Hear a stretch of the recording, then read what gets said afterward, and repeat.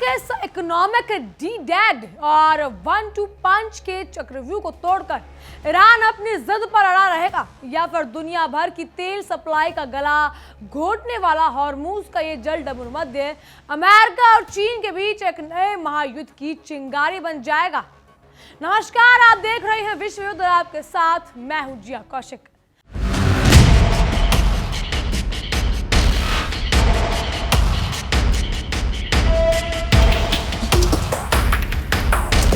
America की दादागिरी का बिल्कुल नया और बेहद खतरनाक पन्ना अंतर्राष्ट्रीय कूटनीति के पन्नों पर खुल चुका है और वॉशिंगटन ने इस बार ये कसम खा ली है कि वो ईरान की आर्थिक रीढ़ की हड्डी को इस कदर चकनाचूर कर देगा कि तेहरान के पास बिना शर्त घुटने टेकने के अलावा कोई और विकल्प ही ना बचे। अमेरिकी राष्ट्रपति डोनाल्ड ट्रंप और उनके ट्रेजरी सेक्रेटरी स्कॉट बेसेंट ने इस बार फिर ऐसे महासंकल्प का ढोल दुनिया के सामने पीटा है जिसे वो बड़ी बेशर्मी से इतिहास के सबसे कठोर, बेरहम और खौफनाक प्रतिबंध बता रही हैं। अमेरिका का खुलकर दावा करना कि वो ईरान को चारों तरफ से आर्थिक घेराबंदी में कसकर एक तरफ 1-2 पंच मारने जा रहा है, जिसके एक तरफ तो फारस की खाड़ी में नौसैनिक नाकाबंदी का लोहा का सिकंजा है और दूसरी तरफ दुनिया के सबसे भयानक आर्थिक पाबंदियों का कोड़ा। लेकिन सबसे बड़ा और चुभता हुआ सवाल ये उठ रहा है कि क्या सिर्फ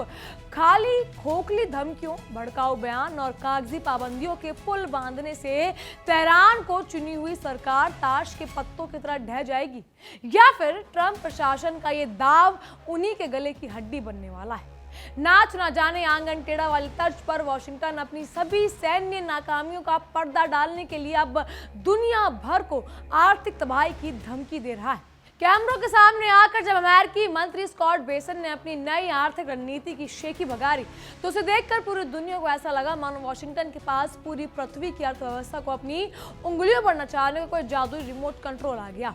बेसेंट ने बड़े ही रोब अकड़ और घमंड में आकर कहा कि हमने नाकाबंदी तो पहले से ही कर रखी है और अब हम ईरान पर इतिहास की सबसे बेरहम और विनाशकारी पाबंदियों का कोड़ा बरसाने जा रहे हैं। उन्होंने बिना किसी कूटनीतिक शिष्टाचार के सीधे शब्दों में तेहरान की सरकार का तख्ता पलट करने और उनकी पूरी अर्थव्यवस्था को पूरी तरह से मिट्टी में मिलाने का खोखला दम भरा। ये वही पुरानी सड़ चुकी अमेरिकी उपनिवेशक मानसिकता का नाच है जो मानती है कि अमेरिका के दस्तखत वाली कागजी मोहर लगाकर किसी भी संप्रभु देश की संप्रभुता को रोंदा जा सकता है। लेकिन शायद अमेरिका का सत्ता बाजार ये भूल रहा है कि ईरान पिछले 4 दशकों से इन्हीं अमेरिकी पाबंदियों, प्रतिबंधों और धमकियों के साए में जीने का आदी हो चुका है और उसकी नसों में अमेरिकी दबाव के खिलाफ जिद और विरोध का खून दौड़ रहा है। ट्रंप प्रशासन का ये नया इकोनॉमिक डी डे का सिफुगा असल में अमेरिका की उस शर्मनाक सैन्य नाकामी को छिपाने का एक नया कूटनीतिक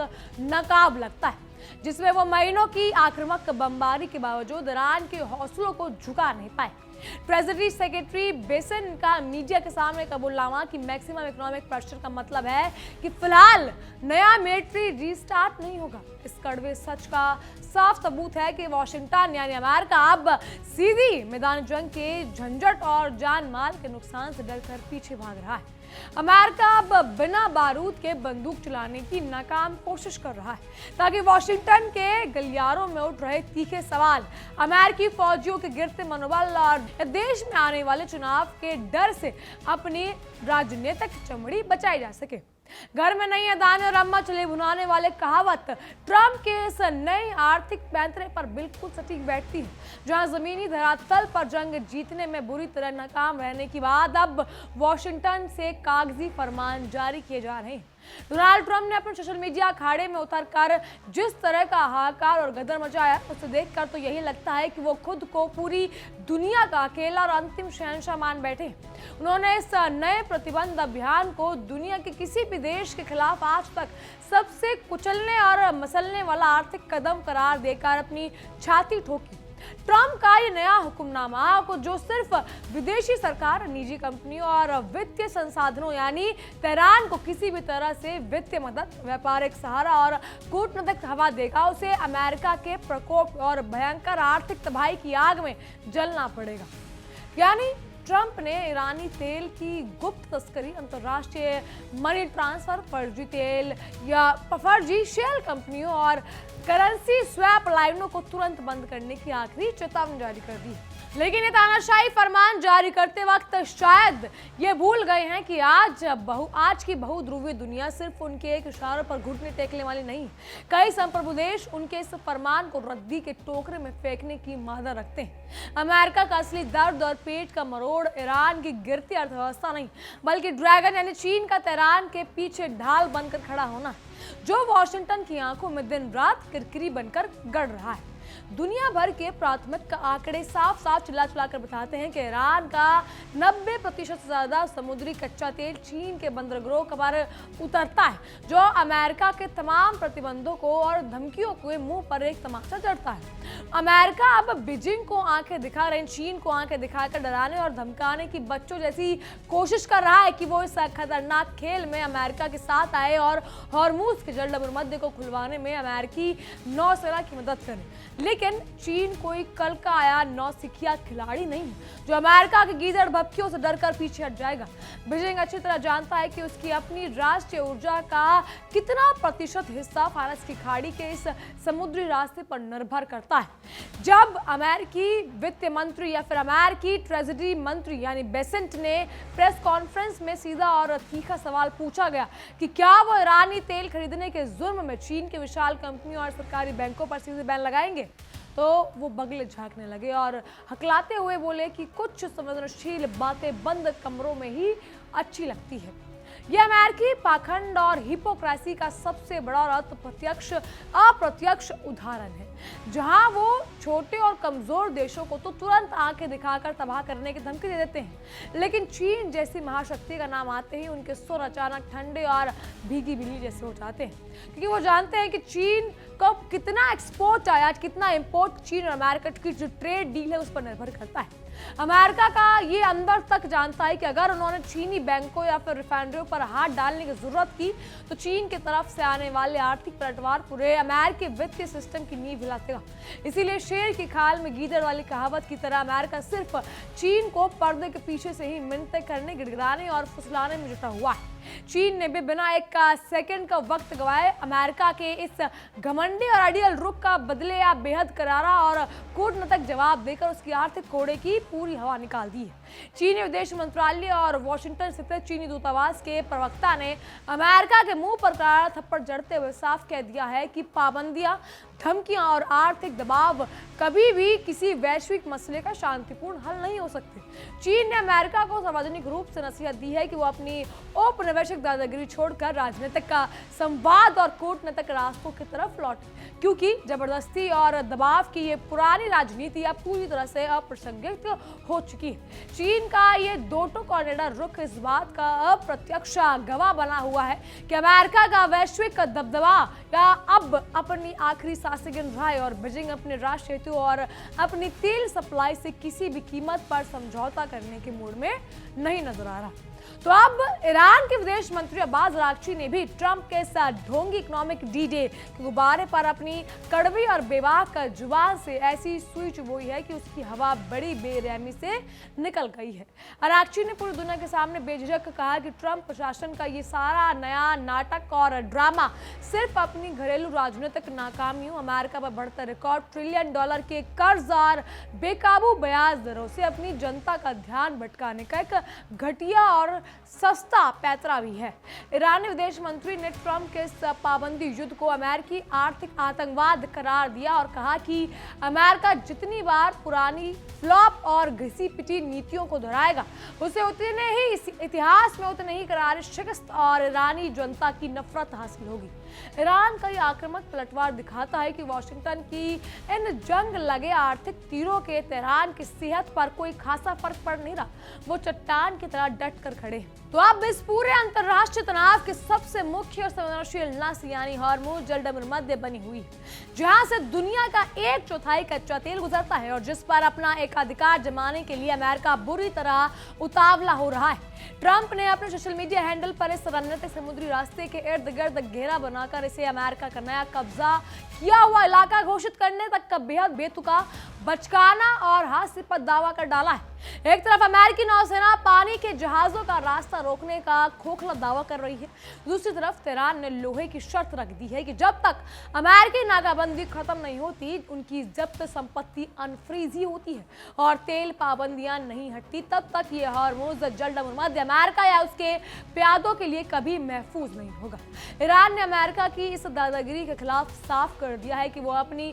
संप्रभुता का सौदा किसी भी कीमत पर नहीं करेंगे। वैश्विक तेल के अंतर्राष्ट्रीय बाजारों में ये अमेरिका की इस खतरनाक और बचकाने खेल का खौफनाक असर साफ देखने को मिल रहा है, जहां क्रूड ऑयल के दम पर डॉलर या फिर $180 प्रति बैरल के आंकड़े को पार कर चुके हैं और पूरी दुनिया अर्थव्यवस्था में हड़कंप मच चुका है। अब इसके बावजूद अमेरिकी वित्त मंत्री स्कॉट बेसेंट ने ये ढोल पीट रहे हैं कि अंतरराष्ट्रीय बाजार उनके इकोनॉमिक प्रेशर के मैसेज को गलत समझ रहा है और जल्द ही तेल के दाम अपने आप नीचे आ जाएंगे। लेकिन दुनिया भर के व्यापारी, निवेशक और विशेषज्ञ इतने बेवकूफ नहीं है कि वो अमेरिका के इन झूठे और हवाई दिलासों पर आंख मूंद कर भरोसा कर ले। चोर की दाढ़ी में तनका वाली बात तो बिल्कुल सटीक बैठती है। अमेरिका खुद दुनिया भर में मंदी और तबाही का सामान तैयार कर रहा है और जब वैश्विक स्तर पर महंगाई का आग का गोला फटने वाला है तो वो दूसरों को ज्ञान बांटने में लगा है। अमेरिकी राष्ट्रपति डोनाल्ड ट्रंप का ये नया आर्थिक हमला वास्तव में उनके उस हताशा भरे रवैये को उजागर करता है जो कई महीनों में भारी बमबारी, हवाई हमलों और मिसाइल दागे जाने वाले सभी के खाली हाथ रहने में पैदा हुई है। अमेरिका ने अपनी पूरी सैन्य ताकत झोंक दी है, लेकिन ना तो वो ईरान के परमाणु कार्यक्रम को पूरी तरह तबाह कर पाया है और ना ही उसकी क्षेत्रीय सैन्य ताकत को कमजोर कर सका है। अब जब बारूद का धुंधला धुआं धीरे धीरे छूटने लगा है तो अमेरिका अपनी पुरानी अलमारी से पाबंदियों का जंग लगा हुआ बेकार हो चुका हथियार निकालकर चमकाने की नाकाम कोशिश कर रहा है। लेकिन दुनिया अब अच्छी तरह जान चुकी है कि अमेरिकी प्रतिबंधों की धार अब पूरी दुनिया कूंद और चुकी है और इनमें से सिर्फ बेगुनाह आवाम को गला घोटा जा सकता है। मजबूत इरादे वाली सरकार को झुकाया नहीं जा सकता। ट्रंप प्रशासन ने इस बार केवल ईरान को अपनी ही नफरत का निशाना नहीं बनाया, बल्कि दुनिया भर के उन तमाम संप्रभु देशों को भी खुलेआम धमकाने की गुस्ताखी की है कि जो तेहरान के साथ वैध व्यापार कर रहे हैं। तुर्की, भारत, दक्षिण कोरिया और कई यूरोपीय संघ की बड़ी कंपनियों को भी अप्रोक्ष रूप से आखिरी चेतावनी दी गई है कि वो अमेरिका या ईरान में से किसी एक को चुन ले। इस तरह का या तो हमारा गुलाम बनो या फिर दुश्मन बनो वाली तानाशाही नीति अमेरिका के अपने ही पुराने सहयोगियों के बीच एक गहरी दरार पैदा कर रही है। यूरोप के देश पहले ही अमेरिकी नीतियों की अनिश्चितताओं को तंग आ चुके हैं और अब वॉशिंगटन पर ये जबरन थोपा जा रहा है। आर्थिक युद्ध वैश्विक व्यापार व्यवस्था को पूरी तरह से तबाह करने की दिशा में एक और ऐतिहासिक गलत कदम साबित हो रहा है। अमेरिका जिस तेल तस्करी और तथाकथित शैडो फ्लीट के जहाजों को रातों रात रोकने की कसम खा रहा है, वो सिस्टम असल में पिछले 2 दशकों में अमेरिकी प्रतिबंधों के बीच ही फला फूला और मजबूत हुआ है। तेहरान ने दशकों से समुद्र के बीचों बीच जहाज से तेल के ट्रांसफर, नकली शिप पर रजिस्ट्रेशन, झंडे बदलने और अंतरराष्ट्रीय फ्रंट कंपनियों का ऐसा मजबूत और अवैध जाल बुना है जिसे तोड़ना अमेरिकी ट्रेजरी के कागजी अफसरों के बस की बात नहीं है। जब भी अमेरिका एक रास्ते पर ताला लगाता है, ईरान अपनी चालाकी से 10 नए गुप्त रास्ते खोल लेता है। ऐसे में 100 दिन चोर के तो एक दिन साध का वाली कहावत बिल्कुल सटीक बैठती है और अमेरिका पर तो बिल्कुल उल्टी पड़ती दिखाई नजर आ रही है, क्योंकि उसके पाबंदियों की हर नई लिस्ट के साथ ईरान के समांतर अर्थव्यवस्था और भी ज्यादा चालाक, आत्मनिर्भर और मजबूत होती जा रही है। चीन के लिए समय बहुत ही फूक कर और सोच समझकर कदम उठाने का है, क्योंकि ये अमेरिका के साथ एक खुली ट्रेड वॉर से बचते हुए अपने ऊर्जा स्रोतों को भी पूरी तरह सुरक्षित रखना चाहता है। लेकिन इसका मतलब ये हरगिज नहीं है कि बीजिंग अमेरिकी धमकियों के आगे घुटने टेक देगा और ईरान से सत्ता और निर्बाध तेल खरीदना बंद कर देगा। चीन बहुत अच्छी तरह जानता है कि अगर उसने आज अमेरिका की इस दादागिरी को स्वीकार कर लिया तो कल वॉशिंगटन उसके अपने राष्ट्रीय हितों पर भी इसी तरह डाका डाल लेगा। इसीलिए बीजिंग अपनी चीनी मुद्राओं यानी युआन में ईरानी तेल का भुगतान करके अमेरिकी डॉलर की सदियों पुरानी चौधराहट को सीधी चुनौती दे रहा है, जो अमेरिका के पेट पर सबसे बड़ा असहनीय दर्द साबित होने वाला है। डोनाल्ड ट्रंप का अपने भाषणों में यह हास्यास्पद दावा करना कि ईरान की नौसेना खत्म हो चुकी है, उनकी वायुसेना पूरी तरह तबाह हो चुकी है और उसकी अर्थव्यवस्था एक पतले धागे से लटकी है, एक तरफ का घटिया राजनीतिक स्टंट और झूठ का बहुत बड़ा पुलिंदा लगता है। अगर ईरान सचमुच इतना ही लाचार, पंगु और कमजोर हो चुका है तो अमेरिका को उसके खिलाफ इतिहास के सबसे बड़े आर्थिक पाबंदियों का इतना बड़ा ढोंग रचने की जरूरत आन पड़ी है। सच तो यह है कि ईरान की अति आधुनिक बैलिस्टिक मिसाइलें और घातक ड्रोन तकनीक आज भी पूरे मध्य पूर्व में फैले अमेरिकी सैन्य ठिकानों के लिए एक बहुत बड़ा बुरा सपना बनी हुई है। अमेरिका की एक खिसियानी बिल्ली खम्मा नोचे वाली हालात हो रही है और जहां वो युद्ध के मैदान में तो मात खाए रहे हैं, अब वॉशिंगटन में बैठकर कागजों पर अपनी काल्पनिक जीत का ढिंडोरा भी पीट रही है। अमेरिका जनता भी अपने राष्ट्रपति ट्रंप के इस अंतहीन, फिजूल और बेमतलब और आर्थिक जंगों से बुरी तरह तंग आ चुकी है। अमेरिका में आने वाले चुनाव से ठीक पहले इस तरह का युद्धोन्माद फैलाना ये साफ साबित करता है कि ट्रंप प्रशासन घरेलू मोर्चे पर बेरोजगारी और आर्थिक तंगी से पूरी तरह घिर चुका है। अमेरिका या अमेरिकी गैस स्टेशनों पर पेट्रोल की आसमान छूती कीमतें, रिकॉर्ड तोड़ महंगाई और अमेरिकी नागरिकों की घटती जेब से ट्रंप सबसे गलत और आक्रामक विदेश नीति का सीधा नतीजा है। ट्रंप सोचते हैं कि वो दुनिया को युद्ध का डर दिखाकर अपने घर में नाकामी से छुपा लेंगे, लेकिन समझदार अमेरिकी मतदाता ये अच्छी तरह जानते हैं या देख सकते हैं कि वो कैसे उनके राष्ट्रपति एक के बाद एक नए वैश्विक संकट मोल लेकर देश को गर्त में धकेल रहे हैं। संयुक्त राष्ट्र और दुनिया भर के मानवाधिकार संगठन भी अब अमेरिका के सब बेरहम और अमानवीय आर्थिक नाकाबंदी पर तीखे सवाल उठाने लगे, क्योंकि इन पाबंदियों की सबसे ज्यादा मार ईरान के आम नागरिकों, छोटे बच्चों और गंभीर मरीजों पर पड़ती है। आवश्यक दवाइयां और मेडिकल उपकरणों और जीवन रक्षक सामानों की किल्लत पैदा करके किसी भी देश की अर्थव्यवस्था को क्लैप्स करने का अमेरिकी दावा असल में एक बहुत बड़ा अंतर्राष्ट्रीय मानवीय अपराध है। अमेरिका पूरी दुनिया में खुद को लोकतंत्र, स्वतंत्रता और मानवाधिकारों का मसीहा कहता फिरता है, लेकिन जब बात उसके अपने भू राजनीतिक स्वार्थों पर आती है तो वो करोड़ों बेगुनाहों को या बेगुनाह लोगों को भुखमरी और कंगाली के दलदल में धकेलने में सेकंड भी नहीं लगा रहा। ईरान का रुख इस बार पहले से कहीं ज्यादा सख्त, आक्रामक और बेबाक नजर आ रहा है, जहां उसके शीर्ष सैन्य और राजनीतिक नेतृत्व ने साफ कह दिया है कि वो अमेरिका की किसी भी गीदड़ भभकी से डरने वाला नहीं। तेहरान का स्पष्ट मानना है कि अमेरिका जब भी प्रतिबंधों और आर्थिक दबावों का रास्ता चुनता है तो वो कूटनीति और बातचीत के सारे दरवाजे खुद अपने हाथों से बंद कर देता है। ईरान के पास खोने के लिए अब कुछ खास बचा नहीं है और यही बात उसे अमेरिका के लिए सबसे ज्यादा खतरनाक और अप्रत्यक्ष बनाती है। अब इस स्थिति में तेहरान अब अमेरिका के हर बार का ईंट का जवाब पत्थर देने के लिए तैयार बैठा है, फिर चाहे वो हॉर्मूज के तेल टैंकरों को रोकना हो या फिर क्षेत्रीय सहयोगियों के जरिए अमेरिकी ठिकानों पर हमला बोलना हो। अमेरिका के इस आर्थिक डी डे की घोषणा ने वैश्विक वित्त मंत्री के दो फाड़ होने की ऐतिहासिक प्रक्रिया को और ज्यादा तेज कर दिया है। रूस, चीन, ईरान, भारत और ब्रिक्स के अन्य शक्तिशाली देश अब अमेरिकी डॉलर की वित्तीय वर्चस्व में बाहर निकलने वाले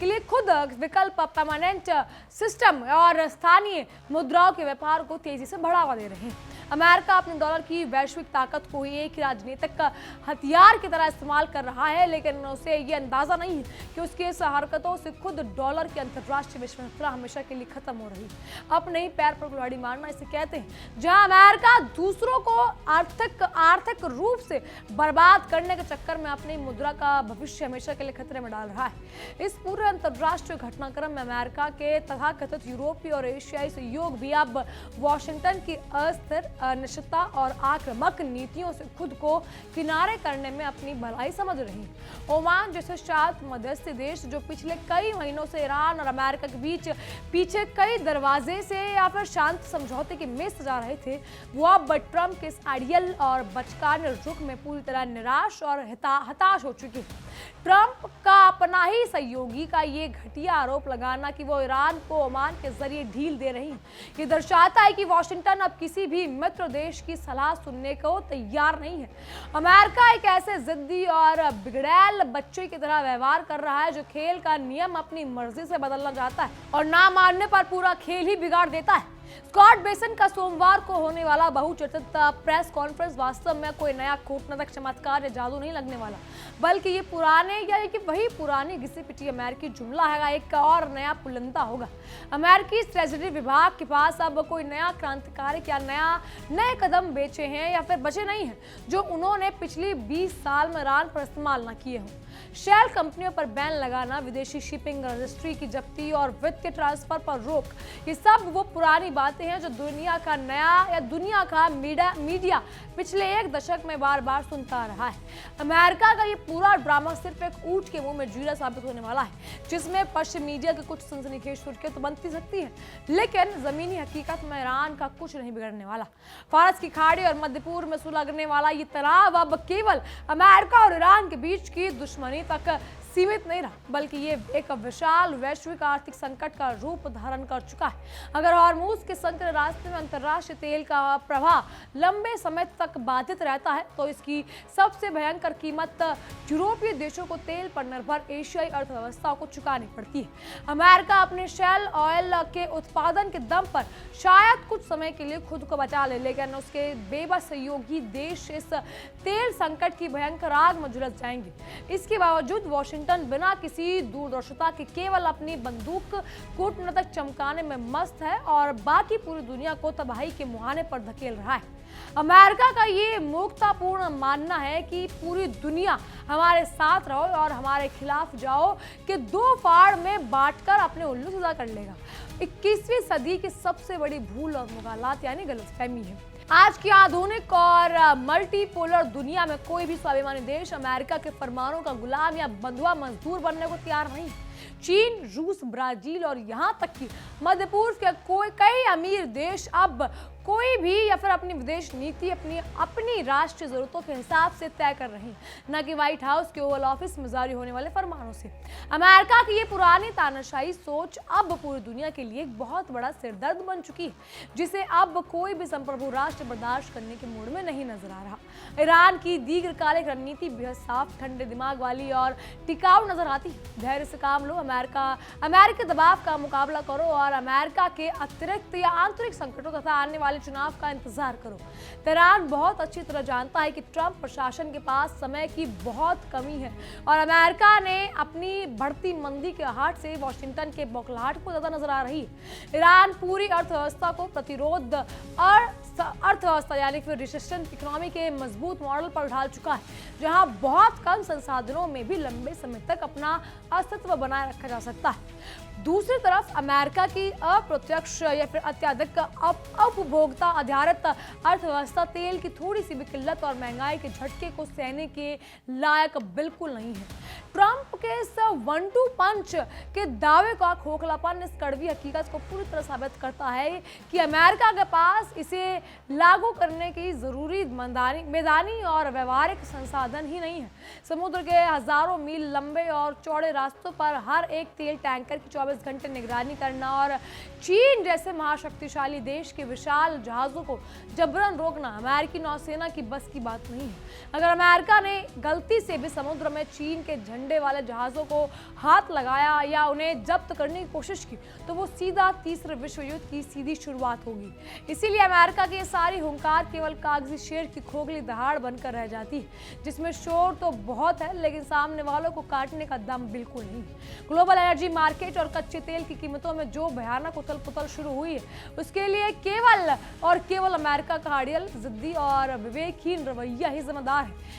जब भी कूटनीति के जरिए पर्दे के पीछे मामले सुलझाने और शांत बनाने की करीब आते हैं पहुंचता है, अमेरिका अपने पुरानी आदत के मुताबिक नए प्रतिबंधों का पहाड़ गढ़ना शुरू कर देता है। पिछले दिनों जब हॉर्मूज को सुरक्षित खोलने की बातचीत अंतिम दौर पर थी, तब अचानक ट्रंप का यह आर्थिक डी-डे वाला सिफुगा पूरे शांति प्रयासों पर फिजिकल पानी फेर गया। अब इस बात को सीधा सबूत ये है कि वॉशिंगटन दुनिया में शांति नहीं बल्कि हमेशा के लिए एक ऐसा खौफनाक तनाव चाहता है ताकि वो दुनिया भर में अपने हथियारों को और महंगे तेल का धंधा धड़ल्ले से ला सके। ईरान के खिलाफ अमेरिका द्वारा छेड़ी गई ये नई पाबंदी जंग वास्तव में वॉशिंगटन की उस पुरानी और सड़ चुकी राजनीतिक मानसिकता का हिस्सा है जिसे विदेशी दुश्मन का हवा में या फिर हवा में खड़ा करके घरे का वोट मांगने का कहा जाता है। ट्रंप अपने अति उग्र समर्थकों को ये झूठी तस्वीर दिखाना चाहते हैं कि वो दुनिया के सबसे क्रूर, शक्तिशाली और दबंग नेता है जो किसी भी देश को एक झटके में तबाह कर सकते हैं। लेकिन हकीकत ये है कि वो पूरी दुनिया में अमेरिका की बची कुची अंतरराष्ट्रीय शाख का पूरी तरह से पलीता लगा रही है। दुनिया का कोई भी देश अब अमेरिका को एक भरोसेमंद, समझदार देश के रूप में नहीं बल्कि एक अनशत, सनकी और खतरनाक देश के रूप में देखता है जो अपनी सहूलियत के हिसाब से किसी भी वक्त अपने वादों के मुकर सकता है। चीनी कंपनी और वित्तीय संसाधनों को टारगेट करने के लिए अमेरिका की नई धमकी वास्तव में खुद अमेरिका के लिए एक बहुत बड़ा सुसाइडल मिशन या आत्मघाती कदम साबित हो सकती है। अगर अमेरिका ने अपनी सनक में आकर चीनी बैंकों को स्विफ्ट अंतर्राष्ट्रीय भुगतान प्रणाली से बाहर करने या फिर उन पर कड़े द्वितीय प्रतिबंध लगाने का दुस्साहस किया तो चीन अपने पास रखे अरबों डॉलर की अमेरिकी ट्रेजरी बॉन्ड्स को अचानक बाजार में बेचकर अमेरिका को रातों रात कंगाल कर सकता है। अब आबेल मुझे मार वाली स्थिति में, विनाशकारी स्थिति में बात कहें तो पैदा करने वाली ट्रंप प्रशासन जिस उतावलेपन का परिचय दे रहा है वो अमेरिकी आर्थिक इतिहास की सबसे बड़ी और ऐतिहासिक भूल साबित हो सकती है। चीन बहुत ही खामोशी से अमेरिका के इन बेवकूफ़ी का तमाशा देख रहा है और यही सही वक्त आने पर अपना सबसे घातक पासा फेंकेगा। ईरान ने अमेरिका और उसके सहयोगियों को खुले शब्दों में साफ चेतावनी दे दी है कि अगर उसकी तेल बिक्री को जबरन शून्य करने का अमेरिकी सपना पूरा करने की कोशिश की तो फारस की खाड़ी से किसी भी दूसरे अरब देश का एक बूंद तेल भी बाहर के बाजार में नहीं जाने दिया जाएगा। ये एक ऐसी सीधी और खौफनाक धमकी है जिसने पूरी पश्चिम जगत और वॉशिंगटन की आकाओं के पसीने छुड़ा दिए। अमेरिका सोचता है कि वो 7 समुंदर पार बैठकर पूरी तरह सुरक्षित है, लेकिन उसके यूरोपीय मित्र देश और पूरे मध्य पूर्व में फैले अमेरिकी सैन्य ठिकाने सीधे ईरान की मिसाइलों की आसान जद में इस नाजुक स्थिति में अमेरिका का ये तथाकथित 1-2 पंच असल में खुद उसके मुंह पर एक करारा तमाचा साबित होने वाला है। इस पूरे महासंग्राम का अंतिम निचोड़ यही निकलता है कि अमेरिका की मैक्सिमम प्रेशर यानी अधिकतम दबाव वाली नीति पूरी तरह से खोखली, दिशाहीन और बेअसर साबित हो रही है। पूरी दुनिया अब धीरे धीरे अमेरिकी प्रतिबंधों और डॉलरों के खौफ में से बाहर निकल रही है और नए वैश्विक आर्थिक समीकरण तेजी से आकार ले रही है। ट्रंप का इतिहास में सबसे कड़े प्रतिबंध थोपने का बड़बोला दावा आने वाले समय में इतिहास के सबसे बड़े और हास्यास्पद मजाक के रूप में दर्ज होने वाला है। ईरान अपनी जगह पर मजबूती से अड़ा हुआ है, चीन अपनी स्वतंत्रता राह पर सीना तान कर चल रहा है और अमेरिका अपनी ही बनाई हुई धमकियों के जाल में खुद बुरी तरह फंसकर पूरी दुनिया के सामने अकेला, अलग-थलग और बेहद लाचार नजर आ रहा है। बहरहाल इन सब पर आपकी क्या राय है हमें कमेंट के जरिए बताइएगा। फिलहाल इतना ही, तमाम खबरों के लिए बने रहिए हमारे साथ और देखते रहिए हमारा एक खास शो विश्व युद्ध, सिर्फ और सिर्फ इंडिया डेली 24/7 पर।